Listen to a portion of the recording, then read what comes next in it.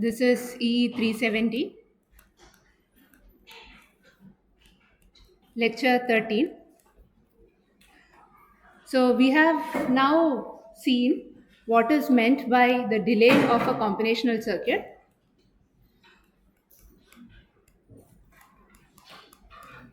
And given a flip-flop, we now understand what its clock to Q delay is. We also know about the constraints, the setup time constraint and the hold time constraint. And given all of this information and a circuit, so let me give you some random circuit.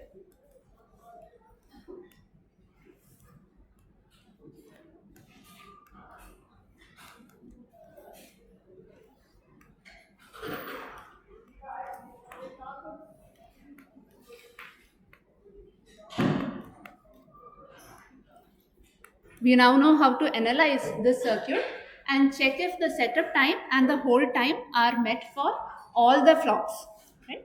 So we first have to identify the path in which we are trying to do the analysis, and to do that we will first have to identify what is our capture flop and what is our launch flop. Right? How many such paths do you see in the circuit? So what are the paths? You could launch from A and then capture it. Right? You could capture it here. So the path goes like this. Right? Similarly, you could launch from A and capture at B. So then you will analyze for a path like this. And finally, you could launch from C and capture at B. So then the path would go like this. Right? Now let's say I put in a loop like this. Right? Now you can launch from B and come back and capture again at B. Right? So then you have 4 paths that you need to analyze. Right? Out of these 4 paths, in one of the paths, the slack is going to be the minimum. Right? So there could be one path which is most critical in our analysis among all the 4 paths. What should we call that path? It is a bottleneck. Right? So that path is then called as the critical path. Right? So critical path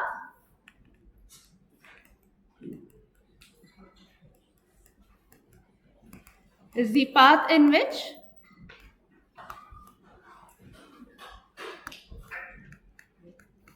slack is minimum. Right? Now we can extend this definition to a combinational circuit as well. So let's say I had a big combinational circuit.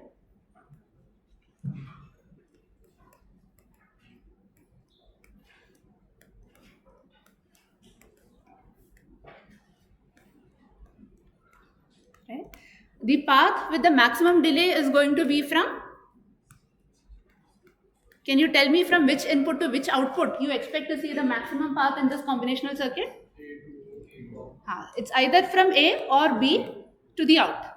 Right? Now, if a combinational circuit like this was kept here and you had multiple inputs going into it and all of them are changing at the same time, then in our analysis, we don't have to analyze for all the 4 paths. We need to look at the path which is offering the maximum delay. Right? So, for a combinational circuit, the path with the maximum delay is what we refer to as a critical path. Okay. Now, what we have been doing here is timing analysis, but the timing analysis we are doing is now independent of the type of input vectors that is being applied. We are not worried about whether the input is switching from, let's say, 0, 1, 0, 0, 1, 0, etc. Right? We are not worried about how the input is fluctuating. For any input, our analysis is valid. Right? Therefore, this timing analysis is called as static timing analysis.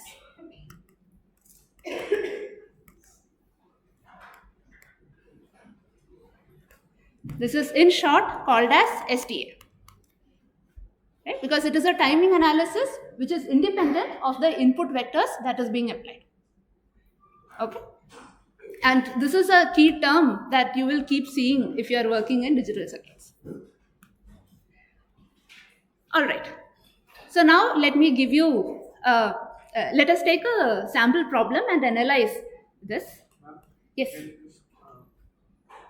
So in the second combination circuit, if we have to calculate that T-con, Huh. then we have to take account of the path which is followed by input B. So you And have three we have paths. to again add this previous T component. So now, so here I have not given you how the circuit is going to look like, but let's say the circuit was like this. So let me name the nodes. Let's say this was B, A, and C. Yeah. Right? Then typically you would have access to how the circuit was constructed. So it could be something like this. Yeah, so when I'm calculating the maximum time path, then I have to consider the delay of A also because of previous combinational circuit or not. So given a circuit like this, if you are given only this and then you are asked to calculate the critical path of the combinational circuit, you simply assume that all of them are changing at the same time. Okay. Right? But if you are given a circuit like this, then you need to estimate when B, A, and C are arriving, and based on the information about their arrival time points, which could be different, what is the latest time by which this output is stable, right? So if you are given only this combinational circuit and asked to look at the maximum delay, assume all inputs are happening at the same time. But for the whole circuit, you need to take into account when each of these is arriving and then the delay from them to the output. Is that okay? Okay, so now let's say I want to do an operation. I want to do some output equal to A plus B. I take the mod of it, the absolute value of it, and then I want to cube it. Okay, so let me make a sample circuit for this. Let's say I had two flops. That is sampling the value of A and B. I'm feeding the same clock to both. So this is QA, this is QB. Now the inputs have been sampled and held steady. Then I do addition. Then I pass it through the absolute operator. And then I pass it through another combinational circuit that is taking the whole cube. And then finally I clock this output again.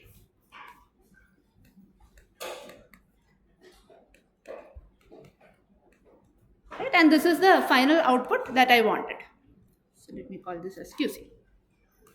Now in the circuit, all of these will be implemented using combinational circuits. You have an adder, you have some combinational circuit that is taking the absolute value of whatever value is present here, and another combinational circuit that is taking the whole cube of it, right?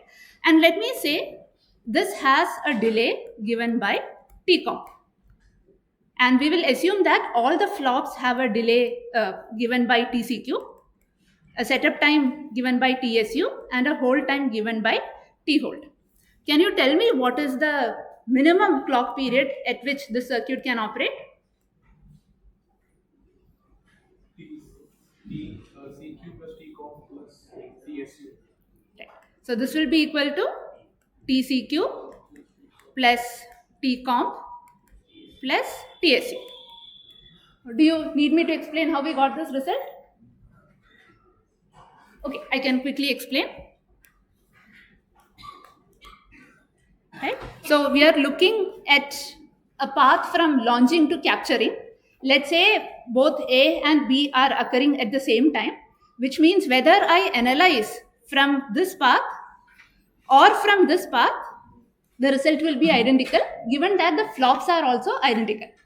Right? So then let's say this is my launch edge. This is from flop A, and I want to look at the capturing time. Let's say this is associated with flop C.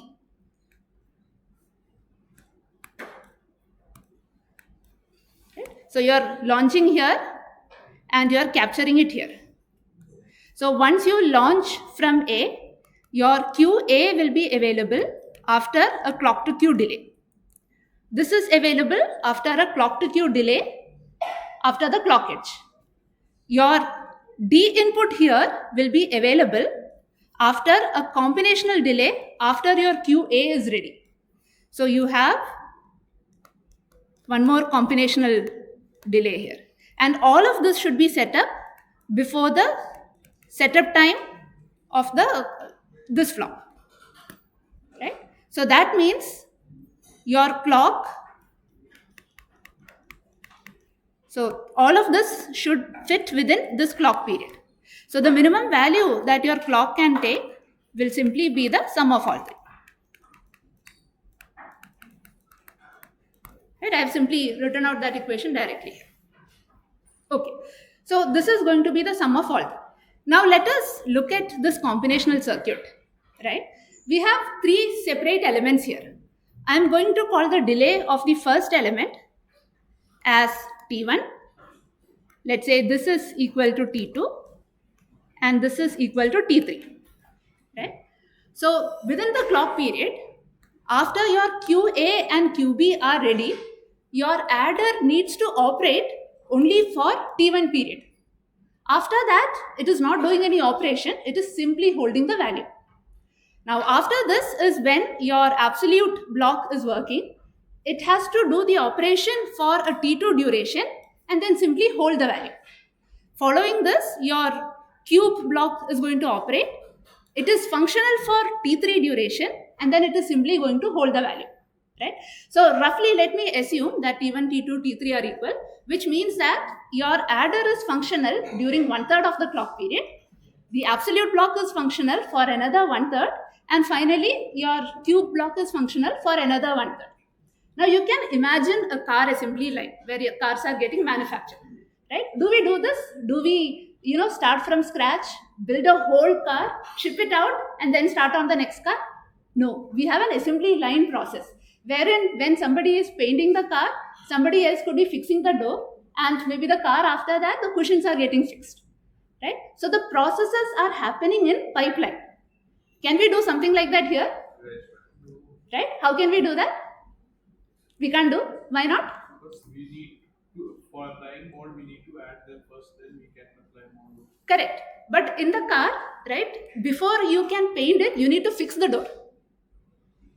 Doesn't mean that you wait for one car to be completely, all the doors are fixed, then you paint it, then you ship it out, and then only you start with the second car. When one car's exterior is getting painted, another car's door is being fixed. Right? So the assembly line process where the procedures are pipelined. Right? Can we do something like that here? We can add registers in between, right? So now let me add those registers. Let's say I added one register here.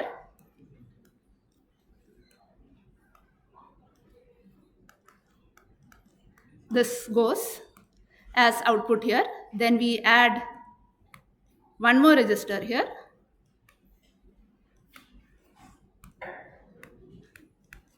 And this goes as output here. And finally, this one goes as output here. Right? So now, how many paths do you see during the analysis? You have one path from launch to capture, another path from launch to capture, one more path from launch to capture. Right? So what was earlier one path, we have now broken down into 3 different paths. Right? Can you quickly tell me what are the clock frequencies I can operate each of these paths with? And then we will determine which is the worst case, and that becomes the overall minimum clock period we can operate this with. Right? So from launching at A to capturing at the first flop, what would be the clock? This will be TCQ plus T1 plus TSU. Right? In the next path, so you are launching from here, capturing here. What would this be? TCQ plus T2 plus TSU. And finally, the third path will be TCQ plus T3 plus TSU. So what is the minimum clock that you can use? I'm going to combine all 3 and write it in one go. This will be equal to TCQ plus maximum of T1, T2, T3 plus TSU. Okay. So this was the earlier path that we got, the minimum clock we got earlier, and this is the new minimum clock. Which of them is going to be smaller? The new. The new minimum clock, right? Is there any flaw with this method? But this is bad because anyways for the whole process to happen, it's gonna take now 3 clock cycles, and previously it was taking only 1 clock cycle. So let us analyze that, right? So earlier, so what we have done here is called as pipelining. That's all, right? The fancy term that circuit designers have decided to use is just pipelining because all the processes are now getting pipelined. So let us look at before and after of pipeline, right? Now once an input enters the system, when can you get the output earlier? Before you pipeline? You gave an A and B as input to the system, right? Before pipelining, before the blue colored flip-flops were there, after an input enters the system, how long did you have to wait to see the output corresponding to that? It was 1 clock cycle, right? So this is 1 clock cycle. Now it is how many clock cycles? This is now equal to 3 clock cycles, but the clock cycle itself is smaller, right? And this metric where you look at how long you have to wait to get an output once the input enters the system, this is called as latency of the system. Okay? Once an A and B enters into the system, to see the output corresponding to that A and B, we have to wait for 3 clock cycles. Now another metric is called as throughput. This is the rate at which the output can change, right? Earlier, if you keep changing your A and B every cycle, your output is going to change at T clock, once every clock period, right? Now in this system, what is the throughput? It is still TCLK, right? Once the input enters the system, to see the output corresponding to that, you have to wait 3 clock cycles. But after that initial 3 clock cycles, at every clock cycle, you will see the output. Just that it is corresponding to the input 3 cycles prior to it. Right? So the throughput is still TCLK, but that TCLK is now smaller in the pipelined system. Right? So the latency would have increased. I wouldn't say it has increased by 3 times because the clock period has now reduced, right? But it has definitely increased. Whereas your throughput has now decreased. Okay. So now just to make this clear, I will show how the outputs are going to appear. So let's say we take the clock cycle.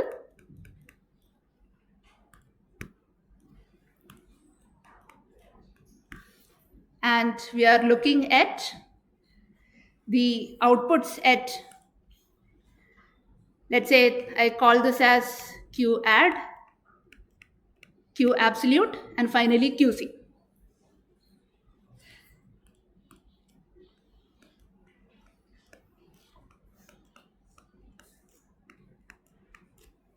Right? So let's say I gave A and B into the system, A1, B1. So in the first clock cycle, you will see A1 plus B1. I should write the clock cycle number. Right? Now you don't see any output corresponding to the absolute module or the cube module. In the second cycle, here you would see A2 plus B2, inputs corresponding to the second cycle, and here you will see A1 plus B1 mod, and nothing appears here. Third cycle, you will see A3 plus B3. This appears here as A2 plus B2, and this will appear here as A1 plus B1, absolute value, the whole cube. Let me write one more cycle. So A4 and B4 enters the system.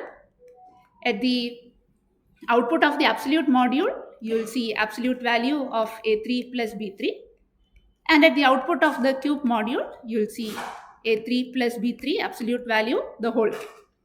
Right? So after the initial from the third cycle onwards, At every clock cycle, you will see an output. Just that the output corresponds to 3 cycles prior. That's all. Is that okay?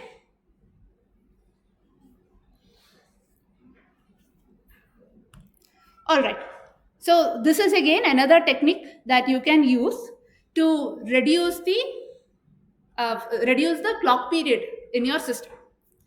Okay. Now I want to revisit the concepts of Mealy and Moore once more.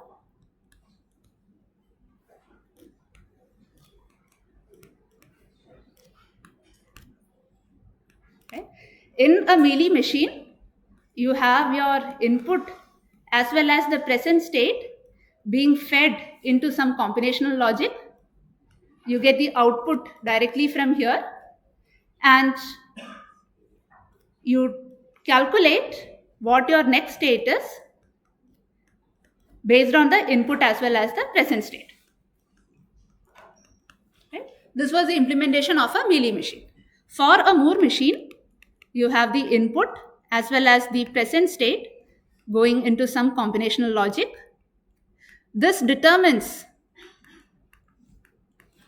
what your next state is, and that is again fed back to the same combinational circuit, and the output depends only on some combinational logic that operates on the present state of the system. Right? And we have of course seen that in a Moore machine you are likely to get more number of sequential elements because your output has to be a function of only the present state. Can you tell me which of them is likely to have a bigger combinational circuit? Mealy is going to have a bigger combinational circuit, right? So in which of these cases do you think timing analysis is going to get more trickier? So we have flip-flops, right? Assume that we are using the same type of flip-flops. TSU is same, TH is same, the clock to Q delay is same in both these networks. So the flops are same. I agree that you are likely to have more number of paths to verify in the Moore. Number of paths is more, right? But which of them is likely to cause problems for you? So what was the setup slack?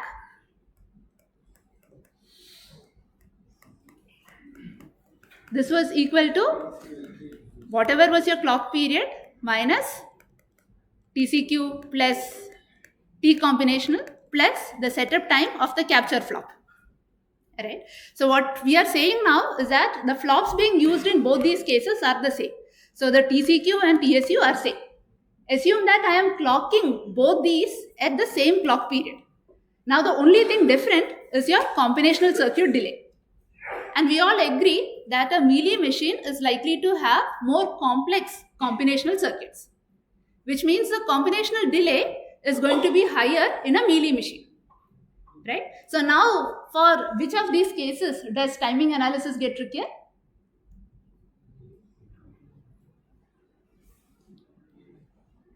If I don't get response in the class, there will be a surprise quiz at the end. Right? What do you think? In Mealy, we have to, like, the only pain is that we have to, like, consider all the paths in the combinational circuit to have our T-comp. Correct. That's the difficulty. But in Moore, we are more number of paths. Correct. Now, T-comp is likely to be higher in which? Mealy, right? So if T combinational is higher, right, you are more likely to get a smaller setup slack here. That's all I'm saying. Right? So number of paths that you want to analyze is going to be more in the Moore machine.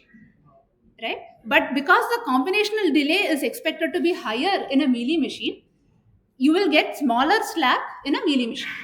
Which means if you implement something as a Mealy machine, you may have to use a larger clock period, or the slack can go negative. Right? Is that clear? That's all. So a Mealy machine, it has a lot of good advantage.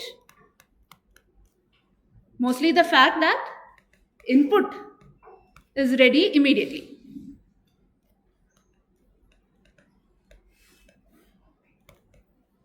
Whereas in a Moore machine, you will have to wait for one clock cycle for the output is ready immediately. Whereas in a Moore machine, you have to wait for one clock cycle for the output to be ready. And the Mealy machine is more likely to have less number of flops, right? But the Moore machine is going to cause less issues during the SDA. Or in other words, you might be able to use a lower T clock if you implement something as a Moore machine. Right? The cleanest way to think about this is, just before this, we did pipelining, where we took a big combinational circuit, broke it down into smaller combinational circuit by inserting sequential elements in between that. Right? So the same thing is sort of happening between your Mealy and Moore machines. Moore machine has more number of flops, and thereby making the combinational delay between two flops to be smaller. Okay? And one more thing that you have to keep in mind is, this might be your module for now, right? But it is going to be part of a bigger module, which means that this input is likely to come from one flop, right? Similarly, the output will also need to be latched into another flop. So you also have to consider the path from the present state to the output, right? Here, that path from present state to the output goes like this. And this combinational circuit is going to be bigger because it has both the present state as well as the input determining what the output is. Whereas here, it is only the present state that is determining the output. So overall, if you design your circuit as a Moore machine, you are likely to pass your timing analysis, you get to timing closure much faster. So all that we mean by timing closure is that you have done your timing analysis and the slack of all the paths for both setup and hold are positive. Right? When you have achieved this, you say that you have closed the timing for the design. So now with all of this information, let us look at how we can fix the setup and hold time issues in your circuit once you find them. Right? Let us first look at the setup time issues.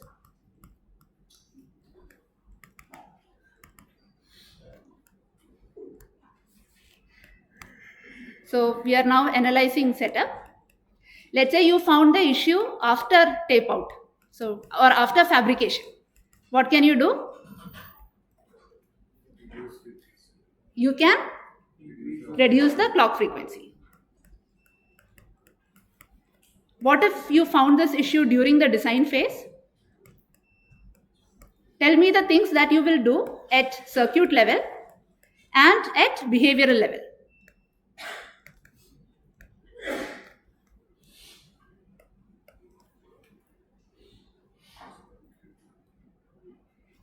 At circuit level, what all can you do? Get a better flip-flop. So what do you mean by a better flip-flop right now? You want small TCQ and small setup time. Right? What else? Get better gates. So reduce the combinational delay. All valid answers, right? Nothing is wrong here. So either you get better gates or you figure out if your combinational circuit can be optimized so that input to output delay is minimized. Right? Anything else? In the clock path, right? So very good answer. So this is what he meant.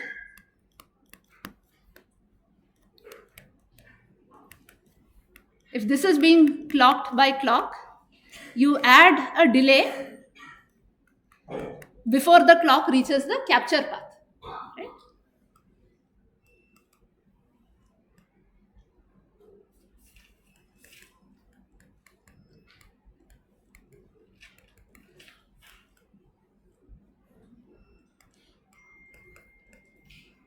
At behavioral level, what all changes can you make? So pipelining, right? So you do pipelining. This changes the behavior of your circuit because while the throughput can potentially remain the same, the latency from input to output has changed. Right? What else? If you had Mealy machines, you try and convert them to Moore. right? And another thing that you can potentially do is, of course, increase the clock period. And sometimes you will see that, for example, let's say you had this big circuit, right? The timing is mostly fine, but let's say there is this group of paths at some module where the timing is completely violated, right? Then instead of feeding the same clock period, you could, instead of feeding the same clock period as in the same frequency, you could divide this by 2 and then feed the divided down clock into this module. Right? So you have identified that certain paths are being critical, certain paths have negative slack, and if all of those paths are part of a module, that module alone you clock with double the clock period. Right? So you put a clock divider in the path. The rest of the circuit can still operate at the clock frequency. That module will operate at half the clock frequency. Then if that module is supplying outputs to other modules, they are also introduce buffers to cross development. So right now, since I have only put a divider, both of these are in the same clock domain. But if it is supplying outputs, So they are in the same clock domain. Because this is a behavioral change, this is something that you need to take care of. The outputs are coming at the right edges to be sampled. Okay. So just to clarify, when you have 2 clocks in a system where the phase relationship between the 2 clocks are not known, then you say that they are 2 separate clock domains. Right? So what we mean by that is, let's say I had some period T clock. And let's say I had another clock, which is T clock 2, which has a different frequency, right? So this could go like this. Now, for every cycle, I cannot make a comment on the relationship between the rising edges that are happening, right? If I wanted to launch at this edge and capture at this edge, to do a timing analysis, I need to know what is the exact relationship between them. What is the exact delay between them? Now, if the frequencies are different, this delay will not be constant. It is going to change from one clock period to the next clock period. Then we treat these 2 clocks as belonging to 2 separate domains, because launching from one clock domain and capturing it another clock domain is very tricky, right? Now, if both of them had different frequencies, but the frequency relationship is completely known. For example, let's say T clock 2 is simply half of T clock 1. Right? Now, for every clock period, I know if T clock 2 is occurring here, the edge is occurring here, I know when to expect the clock edge for the other clock. Then they are considered to be in the same clock domain, and our EDA tools can do timing analysis between these 2 clocks. Is that clear? Yeah. So now, in your particular question, because I simply did a divide by 2, and the delay of this divide by 2 is completely known because it is part of the same design. So all that it means is your T clock 2 is going to be slightly delayed. But this delay information is completely known and it is constant from every cycle. It is constant in every cycle. Right? So I can still do a timing analysis. And it is just that when the outputs are coming, they are coming at a different rate. So when you are capturing it at a different rate, as in earlier your outputs were coming at T clock. Now they are going to come at twice of T clock. So you need to handle this information when you are using the outputs. That's all. Right? Which is why I have put it under the behavioral simulation, behavioral change, because you will be making this change in your Verilog code, and then you simulate and make sure that you are tapping the outputs, sampling the outputs correctly. And this is not something that you can do for every system. There are certain systems wherein if a block is producing the output once in 2 clock cycles, it is okay. Right? For such systems, you can make this change. Ma'am, but the output of this small circuit which he supplied the half Correct. cycle will be changing at twice the TCL. Correct. So the circuit as a whole is technically operating at twice the TCL. Not necessarily, right? For example, maybe there is another path. So completely depends on the system you are building. So maybe in this system, there are multiple modules, right? And let's say when this is operating at twice of t clock, right, its output is not required by any of the other modules, right? If you know this information, then you can clock this at a lower frequency, right? But if this information is not available, or this is not something that you can do based on the specifications given by the customer, then you will need to clock the whole system at a lower clock frequency.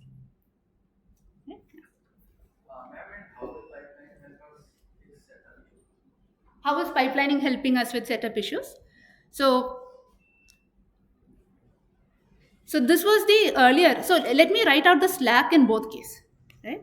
In this case, the setup slack was equal to t clock minus tcq plus tcomp plus tsu, where this t combinational was simply equal to t1 plus t2 plus t3. Right? Now after pipelining, this is after pipelining. Let's assume the same t clock is being used in both systems. Now this is simply equal to tcq plus, it's going to be one of these values. Right? So let me for now assume that the maximum value is t3. Then it will be t3 plus tsu. Right? Which of them will have a larger slack? The system after pipelining. Right? So after pipelining, you can get a negative slack to become positive simply because the combinational delay in that path has now reduced. Is that okay?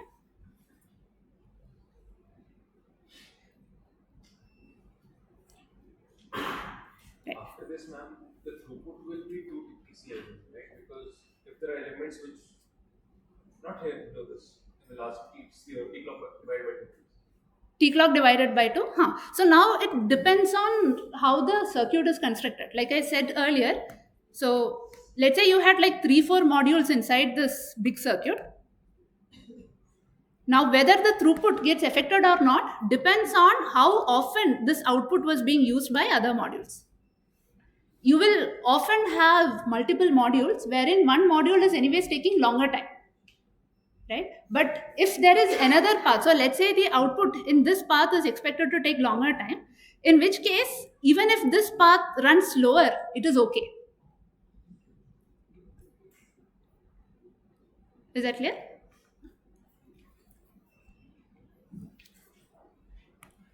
Like for example, in a 50-minute class, and I want to conduct a surprise quiz in the last 5 minutes, right? Now, I can slow down the contents for 45 minutes. I need not speed up teaching the contents because I have 45 minutes to teach. I need to start the surprise quiz only after 45 minutes.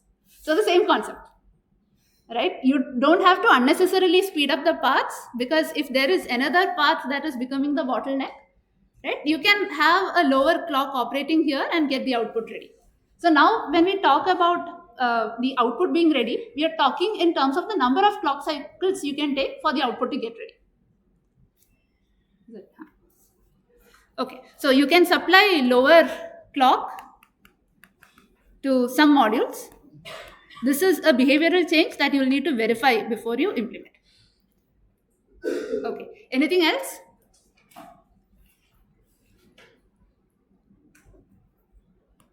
All right, now let us see what all we can do if you see a hold time issue. So let's say you found a hold time violation in your circuit. If this was after fabrication, what can you do? Right? Not much. You can possibly do something if you build in those provisions during the design time. Right? During the design itself, you decided to, okay, there is a possibility that this path can become a problem. Let me put in some provisions to increase the delay in that path. If you do something like that, then maybe you have some options. Otherwise, what will typically get done is this. Let's say you designed an 8-core processor. And let's say after it was fabricated, you find that due to some setup time, hold time issue, for 2 processors, this is not working, right? So then you will sell this as a 6-core processor. That's it. So generally, when you design bigger circuits, you will have enough provisions to program it, in the sense that before you sell it to the customer, you will have enough paths that communicate with each other, that even if I sell it as a 6-core processor, it will work as a functional unit. So this is something you can do, but this is very, very non-ideal, because so much money, effort, time have gone into designing an 8-core processor, and then you're having to sell it for lesser amount because Holt has failed in 2 processors, right? 2 cores. So try and fix your hold issues directly during the design time. Now, let's say you find the issue during the design. Tell me what changes you will make at circuit level and at behavioral level.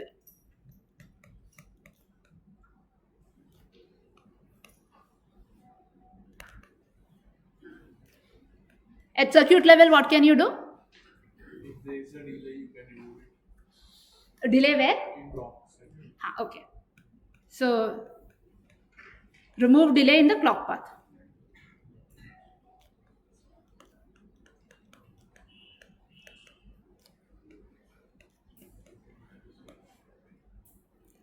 What else?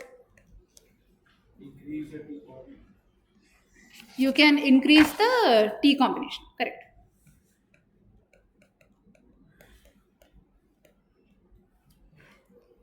We can make clock to go in a opposite direction. First it arrives at the capture clock and then it arrives at the last clock. How does that work?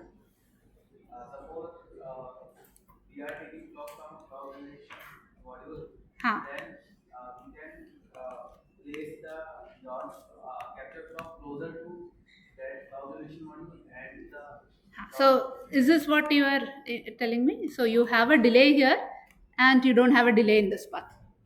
No, I am saying clock comes from right side. So same effect, right? So if clock happens at t equal to 0, here it happens at t equal to, let's say, t1, but here it appears at t equal to 0.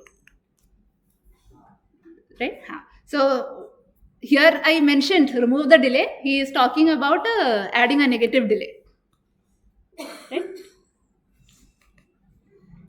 Or add delay in clock path to launch flop. So all this business of adding delays in the clock path, right? This is useful if there is one critical path where things are getting violated and all the other paths have very good positive slack. Because the same clock is now going to be feeding to multiple other flops.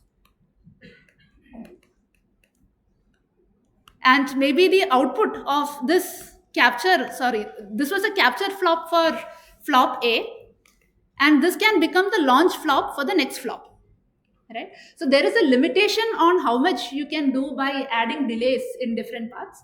To some extent it is useful, and this is specifically useful if there is one critical path where things are violated and everything else has positive slack. Otherwise, you will correct this critical path, some other path will now have a negative slack. And you have to imagine, now you have like hundreds of thousands of flip-flops in your circuit, right? So you do something here, it is likely to affect a lot of other paths.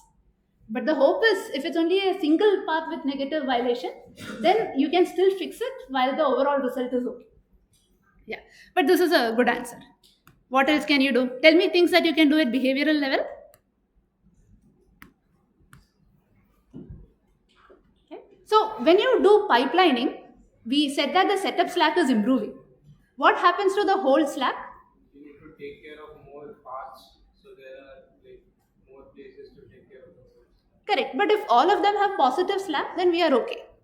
Hold slack. There is a problem. There can be a problem, right? Because what would be the hold condition? Clock is essentially decreasing. Right? So for the hold, the hold slack is given by, what is the expression?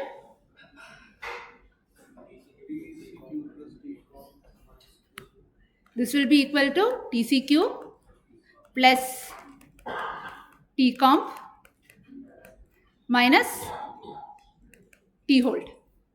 Everybody remembers the result? So if you had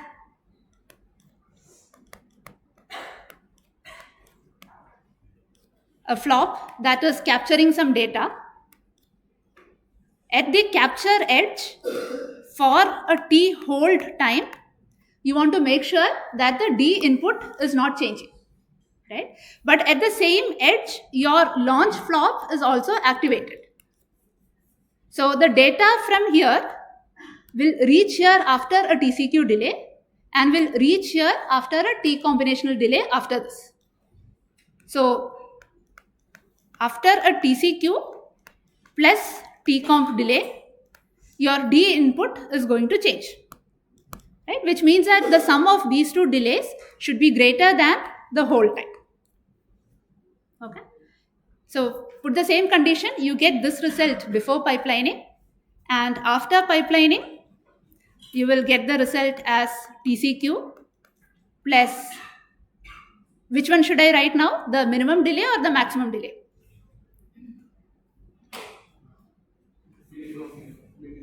Right? The worst case is going to be when you have the minimum delay in the combinational circuit. So let's assume that the minimum delay is just taking the absolute portion, so T2. This will be equal to TCQ plus T2 minus TH. Right? So clearly the result after pipelining is worse. So now if you had pipelined portions in your circuit, if you have a hold issue, you can consider reverting it back, provided it doesn't affect your setup. Okay?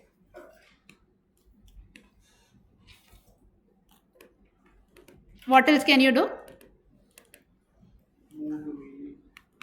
Again, something you can consider, if you had more machines and these were causing a problem, maybe you can consider going back to melee, but I wouldn't recommend this, because the moment you go to melee, one thing is the combinational delay is increasing, the other is you have a possibility of false output as well. And now you have to capture the output of the melee correctly into the next flop. So we are talking about this path, right? You have the output here, you need to capture it correctly. It's not just about output changing, it's not just about the, we are looking at the melee machine. You need to capture the output into the next flop, right? So now your output is going to change possibly twice, when your present state changes and when your input changes, right? So this way, if you are not careful, you can have false outputs here. So really the time with which you can sample this output onto the flop is going to be much smaller than the time where this output is stable. So that way the move to melee conversion, you should do it with a lot of caution, right? But this is something you can do. Something even more simpler.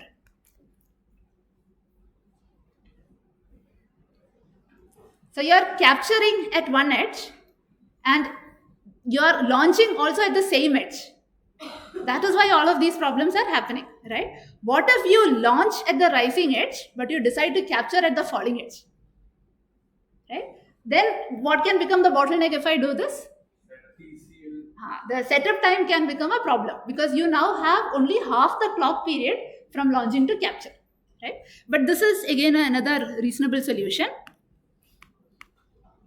So you can launch and capture at opposite edges.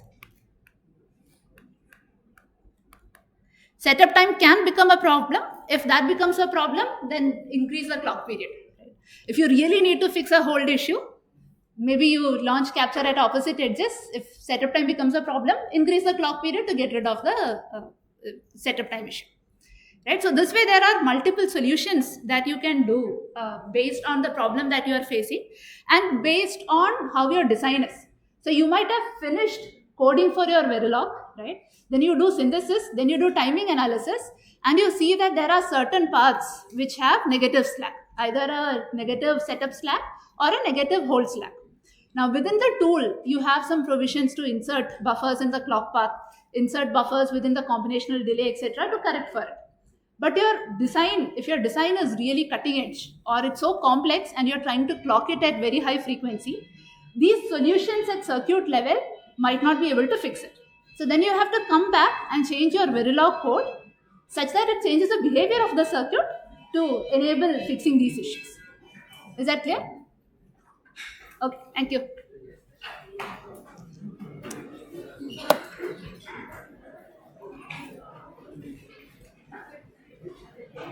ma'am, but the last point where we are capturing at the is technically we are adding a delay of TCLK by 2. You are reducing the delay. Yeah, we are like adding a negative delay of TCLK by 2 actually. You can think So of it. technically it's a circuit. It is not a no. I don't call it as a circuit modification because the input-output behavior of your circuit has changed, right? And in your code, instead of saying posits of Okay, law, so you I have will change the negatives of law. Verilog code. That's why I'm saying it's a delay. Tomorrow's quiz is last class. Tomorrow's quiz is up to Saturday's class. Till Saturday's class. I think I announced the syllabus. So whether I have already announced this. When we made the counter code and we said that if you machine using equal to 499 or 4500 block because of the one block HDO. During that part, I guess we missed our own condition that it has to be updated only when the enable is 1 because if the enable is 0, the input will continue at 499 but next output is not going to be 1 after that. If the enable is zero,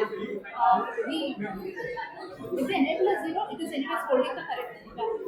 Right, but if the enable is 0, the combination the control circuit also has updated to the next one and it is going to load 1. But it will not load one because But then in the next enable- cycle, instead of 500, it's output 1. Whenever the enable goes to zero, then it will. Sorry, whenever the enable goes to one, then It's it will output load. 1 instead of 500. Our initial assumption was that the next step. Understood. So the control circuit has to update it when When the it's enable 4 also should be 1. Yeah, you have to take the enable signal also into the equation. Good catch. And in the last one, for fixing voltage in a variant region, he said that launch activity was so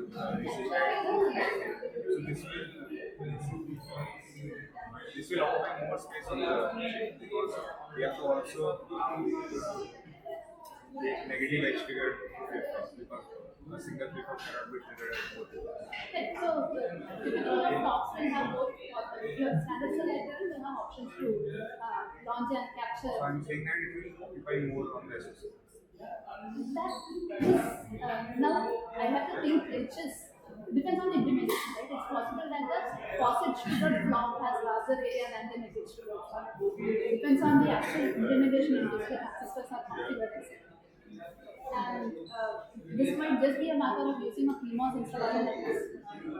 So I wouldn't worry so much about the area occupied between faucet triggered flop and the negative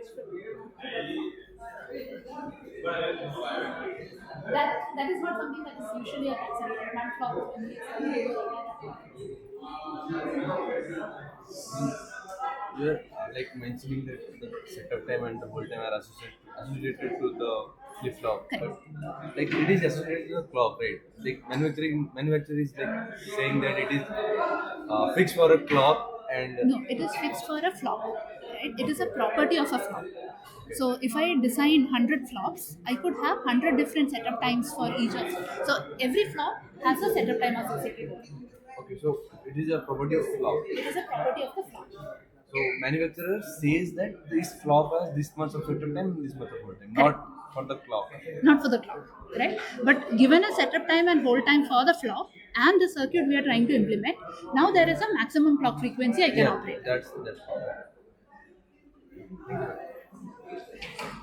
I did a query from the last meeting. So, in the article for this question, B and C were two wires which were fed into the input of flip-flop A. So, I think the logic behind that was we are in the module definition we will be considering A as output and B and C as input. So, we are taking B and C as input to the module and A as output. So what did you do for BNC? Did you use registers for BNC? because- That is also fine, right? As long as you get this part correct, it doesn't matter whether BNC came from a flop or not. I was more inclined to use registers because They are in declared Verilog- as registers. No, because in Verilog there is a rule that if B and C are declared as registers, we cannot write module input B and C. It will join. Because input, because it is coming from a wire, right? It has to become, I mean, it's coming from a port. Driven by a port, it has to become a wire. So here, this is not the complete module. So A, B, C could be internal nets and widths. So that way, both are fine. Whether I do register or I directly throw it as a wire. This code doesn't have enough information to say that BNC are coming from a wire or coming from a register. That's So you can use it. Thank you.